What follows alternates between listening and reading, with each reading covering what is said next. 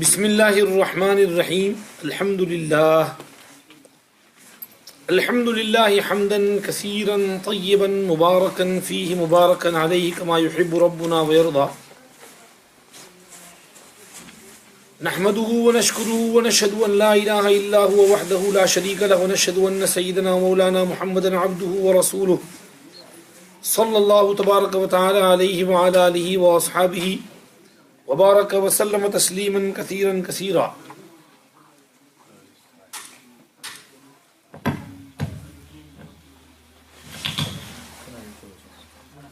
أما بعد فعن عبد الله بن مسعود رضي الله عنه قال لما كان يوم حنين آثر رسول الله صلى الله عليه وسلم ناسا في القسمة فأعطى الأقرع بن حابس 100 من الإبل وأعطى عيينة بن حصن مثل ذلك وأعطى ناسا من أشراف العرب وآثرهم يومئذ في القسمة.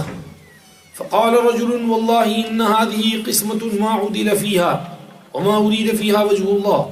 فقلت والله لأخبرن رسول الله صلى الله عليه وسلم. فأتيته فأخبرته بما قال فتغير وجهه حتى كان كالصرف ثم قال فمن يعدل إذا لم يعدل الله ورسوله. ثم قال يرحم الله موسى قد أوذي بأكثر من هذا فصبر. فقلت لا جرم لا أرفع إليه بعدها حديثا متفق عليه.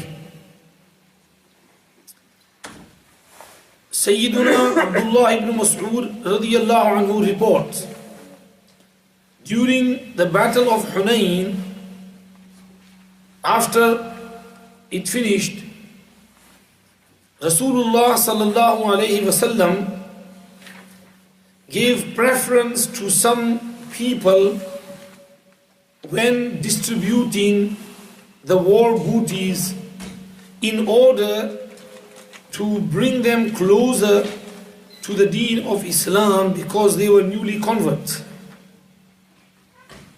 He gave Aqra ibn Habis 100 camels and he gave Uyayna ibn Hisn a similar amount, and he gave some of the noble leaders of the Arab community and he gave preference to them in the distribution.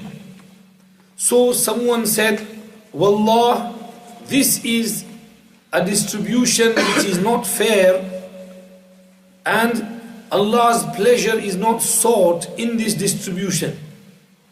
Abdullah ibn Mas'ud says, I was angry and I said, I will inform Rasulullah sallallahu alayhi wasallam of this. So he came and he related what was said.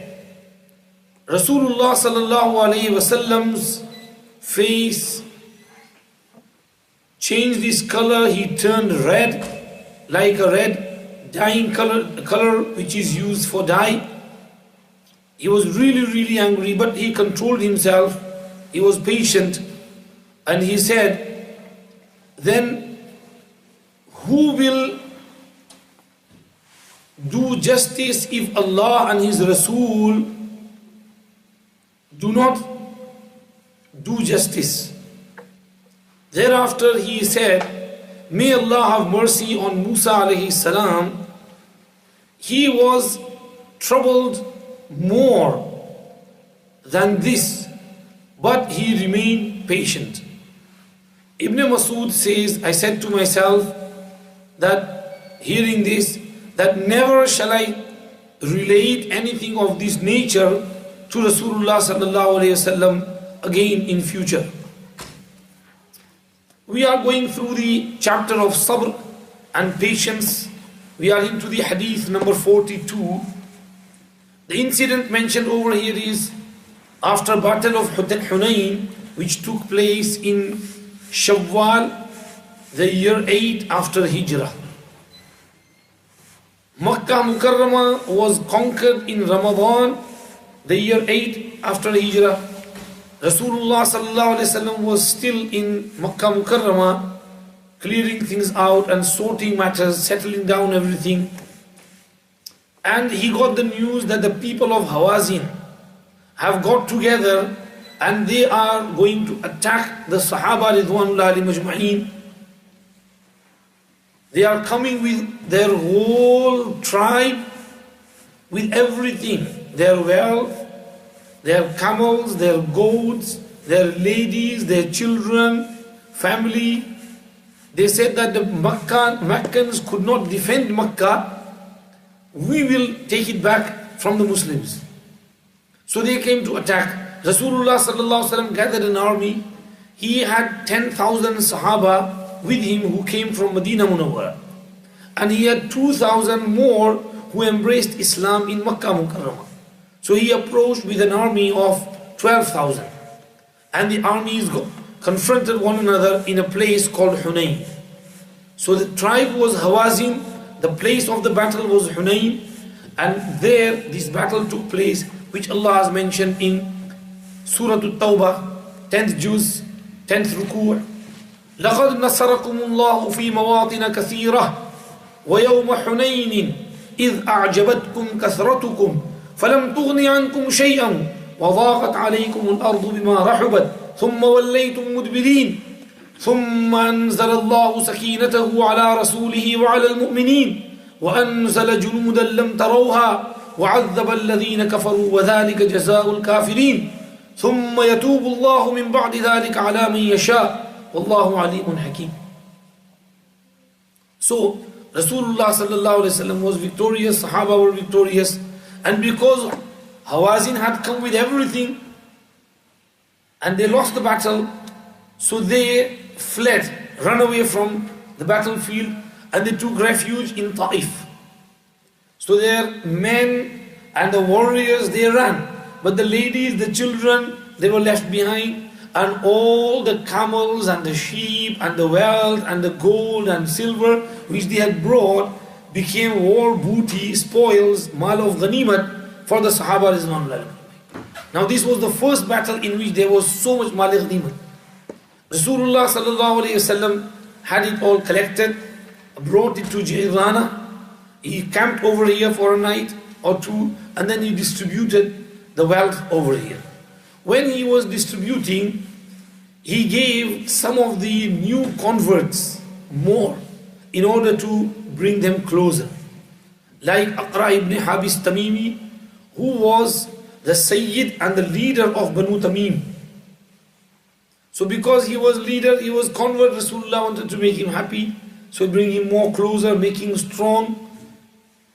Similarly, Uyayna ibn Hisn, who was the leader of Banu Fazara, he gave him also 100 camels. 100 camels is a lot of money. Today's, price, when we go for Hajj, we want to sacrifice one camel, it costs about 3,000 riyals for one camel. So let's say 100 camels, 3,000 each, 300,000 riyals. That's about 50,000 pounds. If 1 pound is 6 riyals, then it's about 50,000 pounds. So he gives so much money to one person. So they became happy. But there were some who were shell-shocked. They couldn't take it. Oh, so much money for one person. So one of them, the senior Sahaba, they realized, they knew why Rasulullah was giving them. And they knew Rasulullah himself was extremely ascetic, zahid. He didn't have love for this dunya. And neither did the Sahaba. They also did not have love for this dunya. But some small Sahabas, maybe they were Sahabas or they were not proper closer to Islam.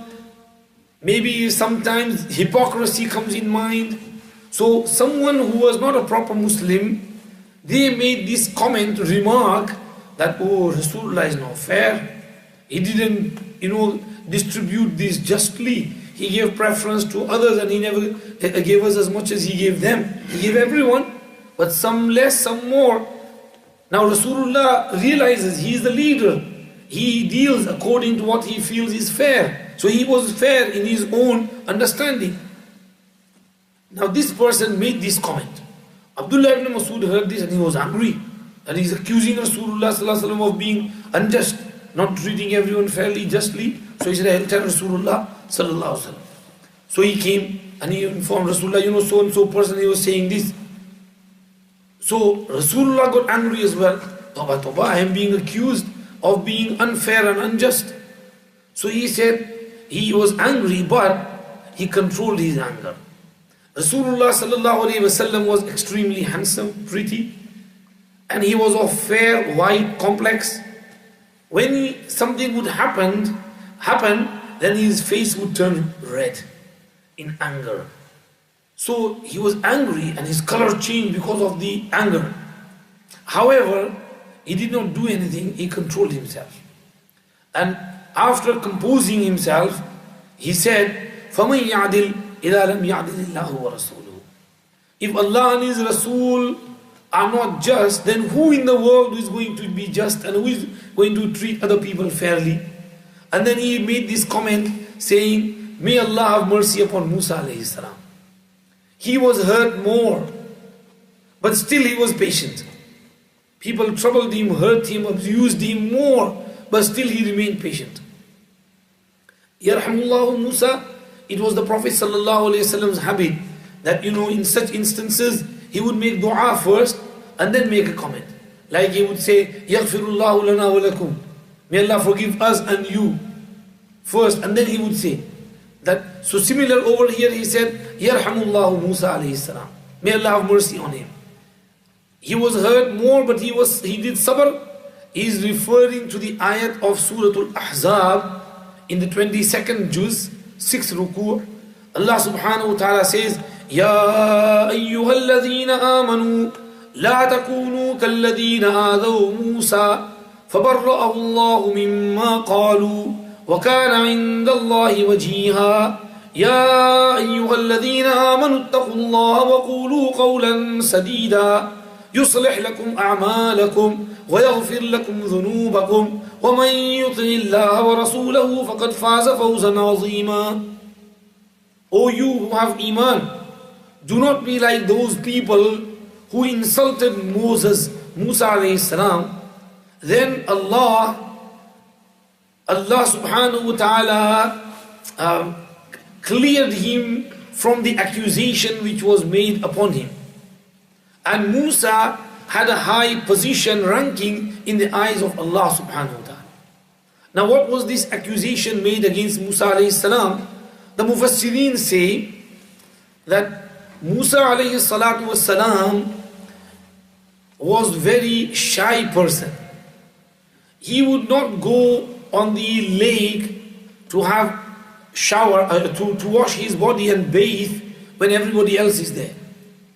So what he would do when people have bathed and it's maybe there is nobody there, everybody is going to rest, maybe in the afternoon for their afternoon nap, then he would go and take his ghusl, wash his body. Bani Israel, they used to have bathed naked, without clothes. They used to look at one another's awrah, private parts which should be concealed. So they said that why is Musa so shy?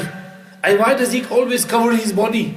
Why does he not have shower in front of us, wash his body in front of us, we can see him as well? And then they said, maybe he's got some white marks on his body. Sometimes you get this leprosy in which you have white marks. So maybe on his chest and on his back, on his thighs, he's got some white marks, so he's hiding them.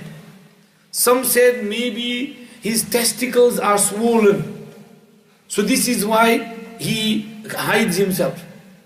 Now Allah subhanahu wa ta'ala does not like such accusations upon the prophets, because prophets have always been complete in their body form.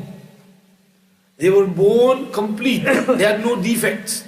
So this accusation was no good, so that is why Allah wanted to clear Musa alayhi salam's name. So what happened? One day Musa alayhi salam, according to his routine, he came and the whole pond and the lake was empty, there was nobody there. He took off his clothes, he put them on a stone and he went into the water to wash his body.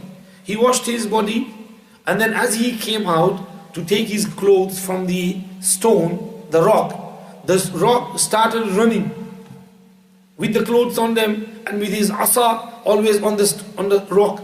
So Musa alayhi salam ran after it. He was saying, Thawbi hajar, Thawbi hajar, Thawbi hajar. Give me my clothes, oh hajar, give me my clothes, oh stone.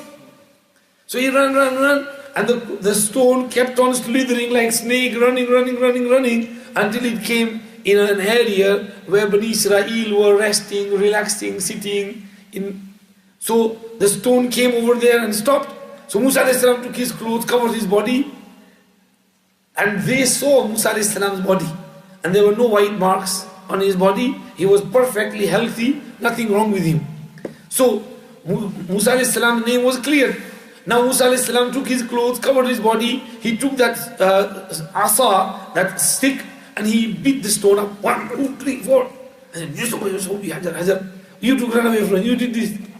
Rasulullah sallallahu alaihi wasallam says, Wallahi, inna bil hajari la nadaban sittatan aw sab'atan dharban li Musa bil asa. That the stone was bruised 6 or 7 places. Like when a human being is hit, you get bruised over there. So even though a stone is dead, lifeless, but Allah put life in that body to such an extent that it was bruised because of Musa alayhi salam beating. So this is the incident behind this ayat, Shan Nuzul, a reason Allah Pak said of this, of كَالَّذِينَ آذَوْا مُوسَى فَبَرَّأَهُ اللَّهُ مِمَّا قَالُوا. The story behind this. So Rasulullah sallallahu alayhi wasallam referred to that Musa alayhi salam was insulted and accused in this manner, but Musa was always patient. And also on other occasions as well, like when Qarun tried to accuse Musa alayhi salam of zina, fornication. Long story, cutting it short, Musa alayhi salam told Bani Israel to give zakah. Now Qarun was very wealthy, so he said, I'm not going to give zakat. Zakah is a penalty, it's a fine. Why should I give zakat from my money? I'm not going to give zakat. He said to people, his company and those around him, they said, Musa told us to pray and we prayed. Musa told us to keep fast and we fasted. And now he wants our money. We're not going to give him our money. I'm going to do something, finish him off. So what he did, he came to a prostitute and he said, offered her 2,000 coins. And he said that, I'll give you this money. All you have to do is, I will put a claim and you have to say, yes, that's right. That Musa alayhi salam fornicated with you, committed adultery with you. That's all you have to do, and this money is yours. She said, okay. She was a bad lady anyway. So Qarun came while Musa alayhi salam was giving a lecture among Bani Israel. And he stood there listening. And then he said, Musa, can I ask a question please? Yes. What is the punishment for adultery? If a person is married and he commits zina, then what is his punishment? So Musa alayhi salam said his punishment is rajm, stoning to death, because he is married. It's the same in Tawrat. So Qarun said, whoever commits it, yes, even if he is very pious and he commits zina, adultery, he should be stoned, yes. Even if you do, if I commit that, then I should be stoned to death as well. Well, we have a case against you. And he brings the lady. Lady, come. This lady is saying you committed zina with her. Musa alayhi salam said, me? I committed zina with her? Tawbah, astaghfirullah, inna lillahi wa inna ilayhi raji'un. And Musa alayhi salam was really angry. And said, lady, come here. What is the real story? Tell me. And she started shaking. And she blurted everything out. I'm sorry, they gave me 2,000 and they said I have to make this claim. So Musa alayhi salam got angry. Now Qarun and everybody, they were scared because everything came into open. She's blurted everything out, the truth. Now Qarun started running away. Musa alayhi salam went into sajda and he cried, oh Allah, I've been accused, abused, hurt so much, I've tolerated everything, now they're trying to kill me in this manner. Qarun has always pestered me, and he's always harassed me, and he's doing this to me now. So Allah said, oh Musa, don't worry, I have given the earth, I have put the earth under your command. Tell the earth, and the earth will do whatever you say. So Musa alayhi salam raised his head, and Qarun and all his army were running away. And Musa alayhi salam said to the earth, oh earth, swallow Qarun. Now the earth opened up and swallowed immediately, like a person is swallowed in quicksand, or maybe he drowns in water, so the earth became soft and he swallowed it up to his hip. And Qarun said, "Oh Musa, please let me off, I won't do it again." And Musa alayhi salam said, "Swallow him, swallow him, swallow him."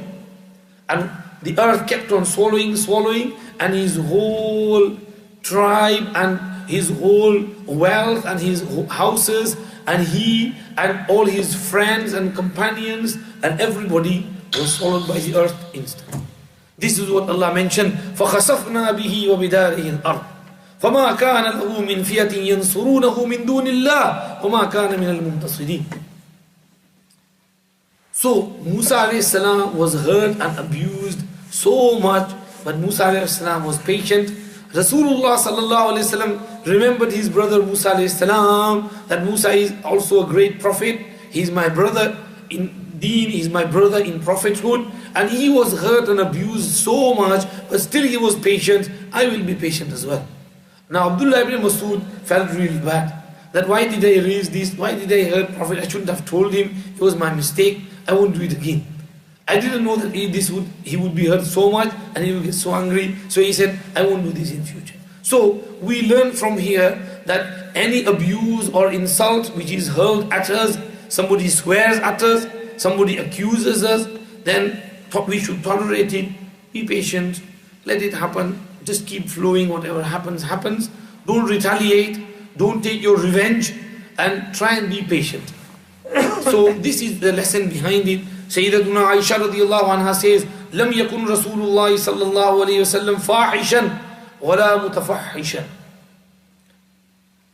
And she said, "Wala yajzi'u sayya bis-sayya, walakin ya'fu wa yasfah."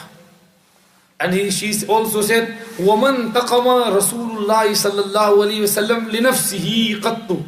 He never took revenge for himself. Something happened to him, he would always be patient and tolerate it. إِلَّا أَن يُنْتَهَكَ مِنْ مُحَارِمِ اللَّهِ شَيْءٌ فَيَنْتَقِمَ لِلَّهِ بِهَا. وَمَا ضَرَبَ رَسُولُ اللَّهِ صَلَّى اللَّهُ عَلَيْهِ وَسَلَّمْ بِيَدِهِ شَيْئًا قَطُّ وَلَا امْرَأَةً وَلَا خَادِمًا. Rasulullah never raised his hand on his wife or his children or any goat. He was always patient. He had 9 wives, but he never smacked any of his wives. He was patient. Sometimes things happen. They would say something which he wouldn't like, but he would tolerate it, take it, be patient, and let it flow. So we have to be patient under all circumstances. We should never retaliate, and we should never abuse and insult other people, even if they do something bad to us. We have to do sabr and we have to be patient. This is what Allah said in the Quran. وَلَمَنْ صَبَرَ وَغَفَرَ إِنَّ ذَلِكَ لَمِنْ عَزْمِ الْأُمُورِ. Whoever is patient and he forgives, then this is a work of courage. So we have to be courageous, be patient. This is what he said. Another hadith is coming afterwards, in which Rasulullah sallallahu alaihi wasallam said, لَيْسَ الشَّدِيدُ بِالسُّرْعَةِ إِنَّمَا الشَّدِيدُ الَّذِي يَمْلِكُ نَفْسَهُ عِنْدَ الْغَضَبِ. Pehilwan, and a strong person is not he who knocks out others. Strong person is he who controls his nafs at the time of anger. Like Rasulullah controlled himself over here, even though he was really, really angry. Moving on to the next hadith. وعن أنس رضي الله عنه قال قال رسول الله صلى الله عليه وسلم إذا أراد الله بعبده خيرا عجل له العقوبة في الدنيا وإذا أراد الله بعبده الشر أمسك عنه بذنبه حتى يوافي به يوم القيامة. وقال النبي صلى الله عليه وسلم إن عظم الجزاء مع عظم البلاء وإن الله تعالى إذا أحب قوما ابتلاهم فمن رضي فله الرضا ومن سخط فله السخط. رواه الترمذي وقال حديث حسن. Sayyiduna Anas ibn Malik radiyallahu anhu reports, Rasulullah sallallahu alayhi wasallam said, when Allah wants to favor a servant of his, He involves him in some misfortune in this worldly life. And when He decrees evil for him, He gives him plenty of rope and money and everything in this dunya. And but would take him to task on the day of Qiyamah. He also said, Inna izam al-jazai ma izam al-bala. The greatness of reward is according to the greatness of the trial. The greater the test, the greater the reward. And when Allah exalted is He, loves a people, a nation, He puts them under trial and tests them. Then whosoever is happy and pleased with whatever Allah destines, then Allah will be happy with him. And whosoever gets angry upon Allah, then Allah will be angry with him. The hadith is saying that when Allah wants some good for a people, then He brings to them some trials in this dunya. And when they are patient, then Allah rewards them and increases their reward. But when Allah intends something good for some person, then Allah subhanahu wa ta'ala does not give him any tests, any trials. Allah gives him money, wealth, good life, everything, whatever he wants, job, money, car, whatever he wants, and he continues to sin. He's now got money, he's millionaire, he's chuffed, and he's sinning, all types of sins he's committing. Then Allah subhanahu wa ta'ala suddenly seizes him and he has to face the punishment on the day of Qiyamah. So there is a difference between a person who is tested and who is not tested, and this is it. Another hadith explains that inna izam al-jaza ma izam al-bala. Allah tests, and then whoever is patient, Allah rewards them and raises their ranks high in Jannah. Like we mentioned before, that on the day of Qiyamah, the people who were with afiyat in the dunya, they will wish on the day of Qiyamah that when they see the sawab and the reward being distributed to the sabirin and the patient, then those who had afiyat in this dunya, they will wish that their bodies were pierced and chopped with miqraz and with scissors, and their bones and flesh were torn out, and they could also get that reward which those people are getting because of their sabr and their patience. So the reward in Jannah and on the day of Qiyamah will be according to the trials and tests that a person is put through. These are tests from Allah subhanahu wa ta'ala, divine tests. We should not put ourselves under trial. We should not, injure ourselves, hurt ourselves. No. We should seek Allah for afiyat, beg Him for afiyat, security, peace, ease in life. But if something comes from Allah, then we should take it on the chin. And we should not complain. It's from Allah, I am happy with it. When Allah subhanahu wa ta'ala loves a nation, then Allah tests them. We see so much going on around the Muslim world today, then we have to think that Allah loves those people. And because Allah loves them, Allah has put them to the test. Then what happened? One of two scenarios. Either they are pleased with that test, and there are plenty, even though they are shuhada among them, but still they are happy, no problem. They say such words, beautiful words that teach us patience, teach us how to be patient. And they say no problem, is from Allah. If Allah wants it that way, we are happy with that. So whoever is happy, Allah is happy with them. But whoever gets angry, na'udhu billah, he renegades, he becomes murtad, and he goes into other religion or does things which he shouldn't be doing, then Allah will be angry with them. So these trials and tests are from Allah subhanahu wa ta'ala to clear out and to differentiate and distinguish between those who love Allah and those who don't, and those whom Allah loves and those whom He doesn't love. So we have to be very careful in this regard. These trials, tests come because of our own doings. Maybe sometimes Allah wants to clear us, and that is why Allah puts to those trials. May Allah keep us with security, peace and afiyat. So Allah subhanahu wa ta'ala's Prophet sallallahu alayhi wa sallam is saying that this is also a sign that Allah likes those people. That is why He's putting them through the test. Inshallah, Allah will remove those tests as well. Allah will give them peace and afiyat and security. We have to pray for them. The least we can do is make du'as. For wherever in the world, whatever is going, oh Allah, please give us all afiyat and peace and security, and bring peace and sukoon in the whole world. And at the same time, we have to stay on the right track. We should not move away from the track. I was listening to someone's speech the other day. I mentioned it in the Zakaria Masjid Dars as well. Professor Abid Khan, who is one of the leaders of the da'wah work, says that Shaykh Abu Bakr al-Jazairi, who is a great muhaddith and a teacher of hadith in Medina Sharif, Masjid al-Nabawi Sharif, an author of many books. He says that one day Shaykh Abu Bakr al-Jazairi came to teach the hadith lesson. And over there, the student reads the hadith in Masjid Nabawi Sharif, and then Shaykh delivers the lesson. So the student read the hadith, but Shaykh was crying. His state was ajib, amazing. He was just in a pitiful state. He just kept crying. So someone asked him, Shaykh, why are you crying? Why do you see this state of yours? And he said, why shouldn't I cry?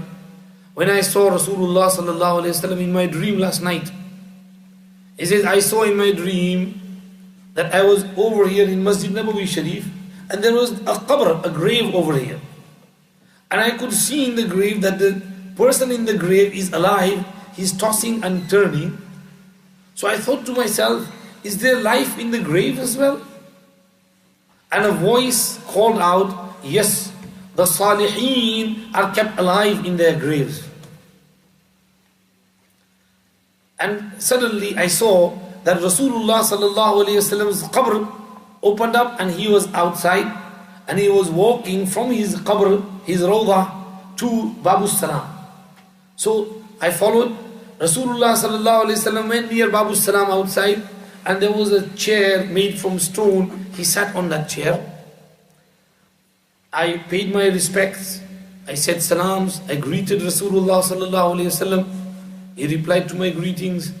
And then I said, Ya Rasulullah, please make dua for the ummah. Rasulullah sallallahu alaihi wasallam lowered his head and kept it low. And then with a great sigh, he raised his head and he saw a young man passing by with un-Islamic clothings and with an un-Islamic behavior. Jumping, screaming in this manner with ajib, amazing westernized clothes and un-Islamic clothing. And Rasulullah sallallahu alaihi wasallam said, should I make dua for such people who have no regard for their deen, no respect and no behavior? Should I make dua for such people? And then he said, you people have hurt me so much that I feel like leaving Medina Munawwara and going to Hindustan. So Shaykh Abu Bakr al-Jazairi says, I said that, Ya Rasulullah, if you leave Medina Munawwara, then what is going to happen to us? And I just started crying and shrieking. And in that state, I woke up. And I can't get that dream out of my mind. And he says, I thought to myself, what is the reason that Rasulullah said this? That I feel like leaving Medina and going to Hindustan. He said, then I remember, I realized that the people of Hindustan, which means India, Pakistan, Bangladesh, all that area is called Hindustan. The people of that area go out in the path of Allah, da'wah work, and they invite their youngsters, bring them to the masjid and make sure, try their best to keep them on track and preserve and protect their deen. So because of the hard work and effort which they go through, running around with their sleeping bags and going to people, inviting them to the masjid, inviting them to deen, and they are working on the youngsters, whereas we Arabs are not working on our youngsters. Our young generation has gone out of our hands, out of our control. So he said maybe Rasulullah's indication is towards this. It's not that he wants to leave Medina and go to Hindustan. He's trying to say and put emphasis that you should work on your youngsters.